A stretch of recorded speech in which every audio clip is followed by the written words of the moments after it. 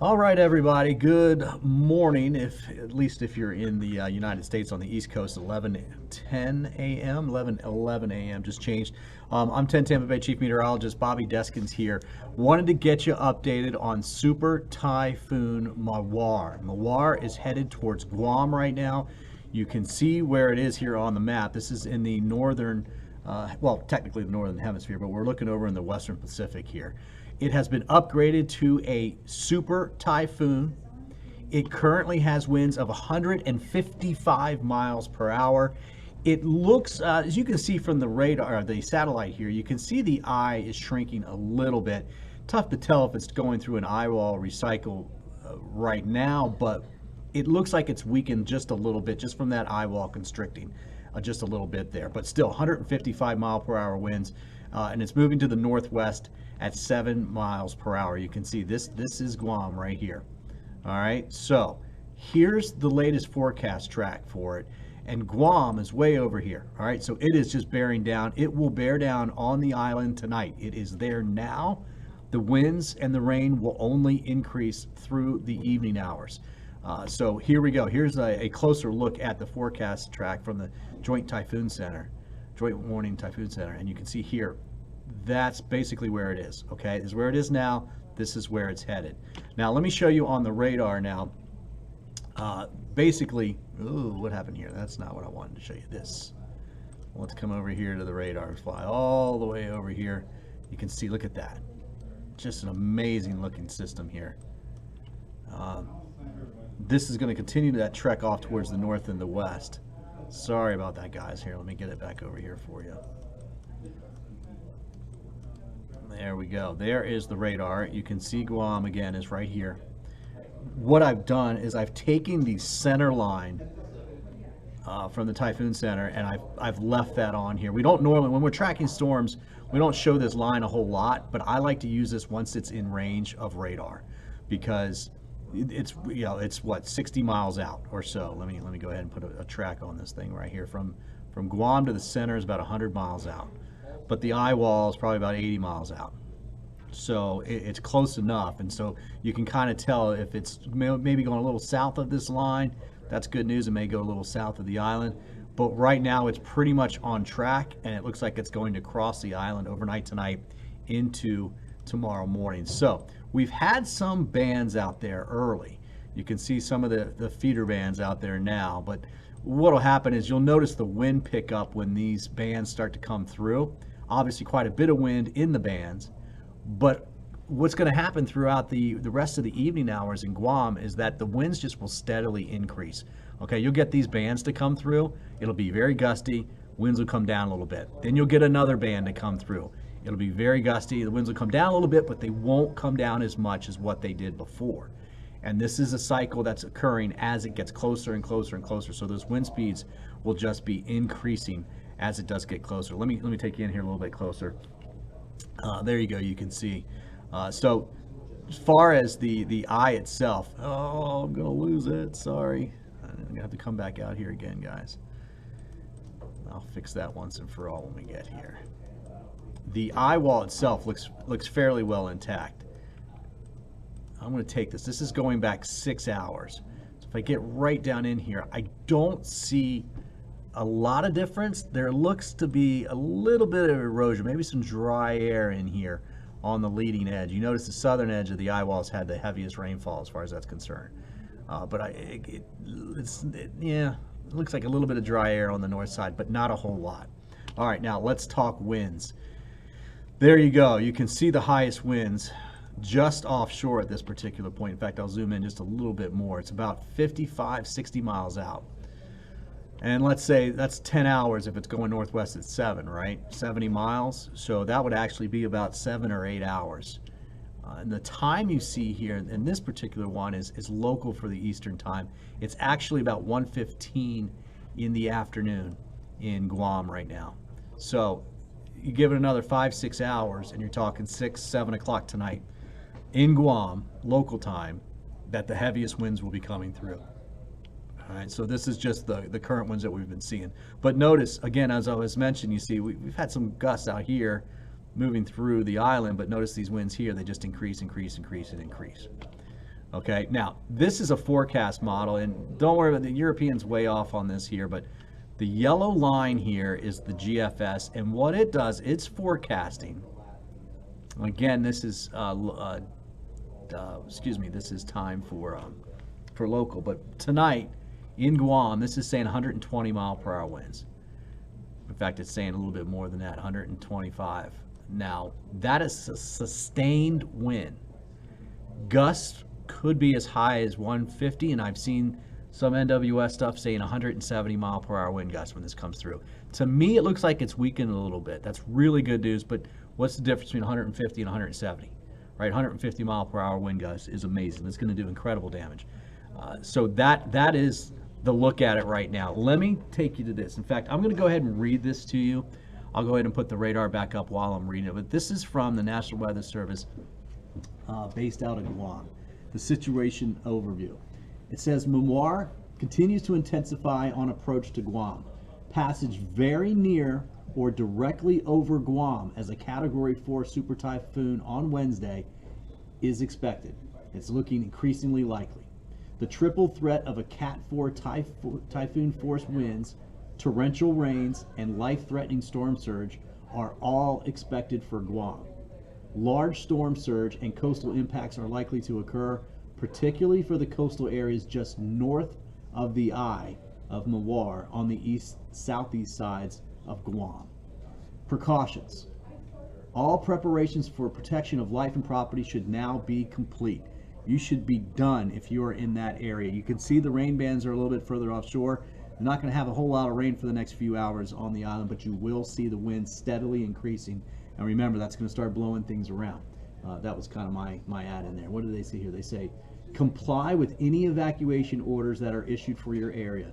If your home is vulnerable to high winds or you live in a surge zone or any location prone to flooding, evacuate a designated shelter or ride out the storm in a sturdy, fully reinforced concrete home of the family or friends outside of the evacuation zone. So here's the key, guys. If you are in the area and you're near the coast in an evacuation zone, that means you are having the threat of seeing storm surge, especially on the eastern eye of the island. Okay? We need you to get out of that area. You need to get up higher elevation, go to a friend's house, go to a shelter if you can find one there. For interest, this is back to the National Weather Service. For interest at the ports, docks, and marinas, prescribed preparations according to your emergency operations plan for tropical cyclones should now be complete. If you live on a boat, if you haven't already done so, make final preparations for securing your craft before leaving it. If you live on a boat, you need to get off of that boat. All right? This is not going to be pretty with that much wind coming through there. Okay.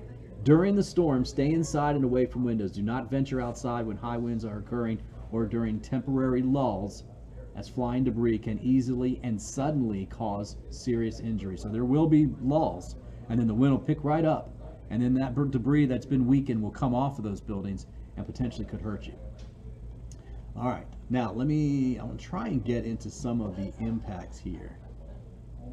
Okay, so let's see. The latest forecast is for winds of 74 miles per hour or greater to move in Wednesday morning, increasing through the morning to around a peak of 155 mile per hour near the eye wall. That's on Guam. Gusts could reach around 170 or up to 190 miles per hour. That's wind gusts. This is coming from the National Weather Service out of Guam. Wind gusts up to 190 miles per hour near the eye wall. Exposed higher terrain of the island is likely to experience higher winds than that.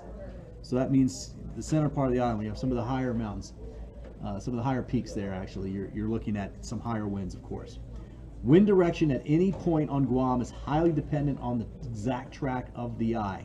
A direct passage over the island, which kind of looks possible at this point, would lead to major typhoon force winds from a mix of directions.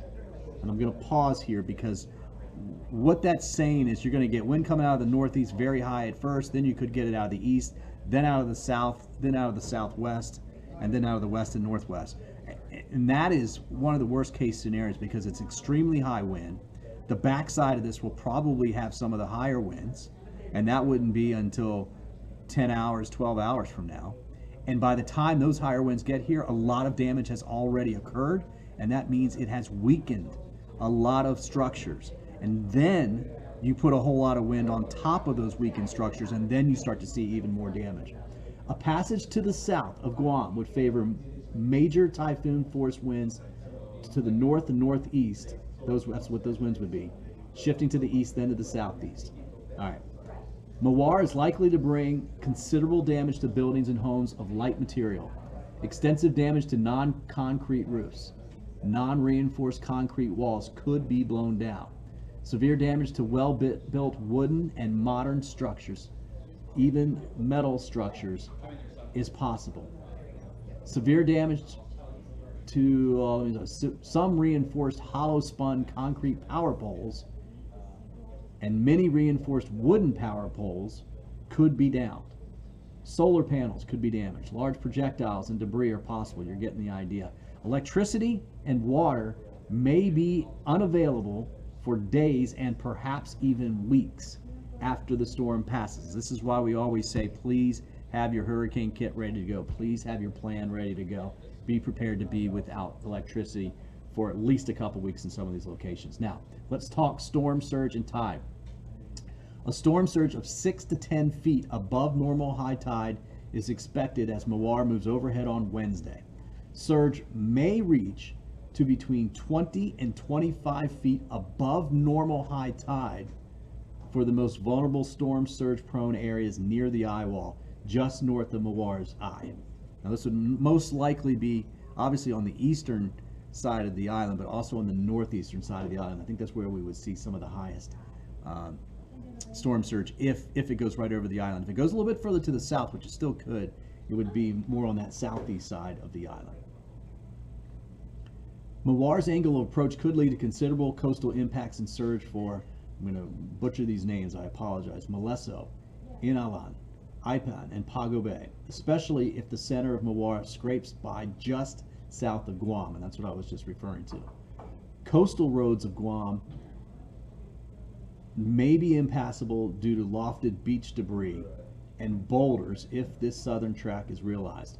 A surge of 1 to 3 feet is possible within Opera Harbor. Surge may reach 4 feet along the western shores when Mawar passes over Guam. So initially we're watching the east side of the island for the surge, but once it starts to move away to the west-northwest, that surge will be possibly 4 feet on the back side of this. Okay guys, so this is the scenario right now. It will be a long night. Let me show you the forecast model from the GFS here, and this will kind of give you a little bit better idea of timing. Now what I've done is I've changed the time here to Guam local time. So this is now, let's go out to 11 o'clock. That should actually say Wednesday morning. I did not change the Tuesday. That should say Wednesday morning at 11 a.m. It is right. I mean, now look, this is the GFS, but it's got it going right here, right over the northern part of the island, okay? I think it may come a little bit further to the south. It looks like it's jogged a little bit southerly, but we'll see. Okay, but that's Wednesday morning, not Tuesday, Wednesday morning at 11 a.m. All right, now let's go out a little bit further. I'm gonna go out to Tuesday. What happened to my time here? Hold on.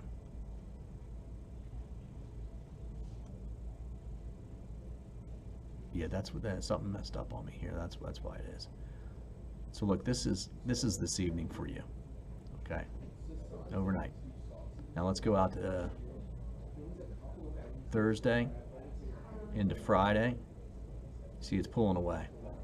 All right, so this will be pulling away. If you've got interest further to the west, you can see it looks like it gets towards Manila a little bit, but then it makes a turn, and it looks like it wants to turn and go back out to the north and the east. Okay, so this is the concern tonight and tomorrow. All right there. Okay, so that's where we're at right now. I am going to cut this short now. Sorry, I didn't mean to go this long, but I wanted to give you some pretty good detail. I am going to start a stream on my Facebook page and my YouTube page. It's Bobby Deskins Weather. Search for both of those. And what it's going to be is a data feed. It's not me talking. I'll but I'm just going to have this data going over and over so you can keep an eye on the radar wherever you're at, if you have friends or family there as well too. If I have time, I'll jump in there for some questions, but this will likely be just no audio and just the data kind of looping constantly so you get an idea of what's going on there. All right, take care, guys. Hope everybody stays safe there. You know, we got a big military presence here in the Tampa Bay area. It's where I'm based out of. MacDill Air Force Base. We have a lot of military here that are retired as well. Special place in my heart, so I really appreciate all your sacrifices. We're thinking about you guys over there on Guam.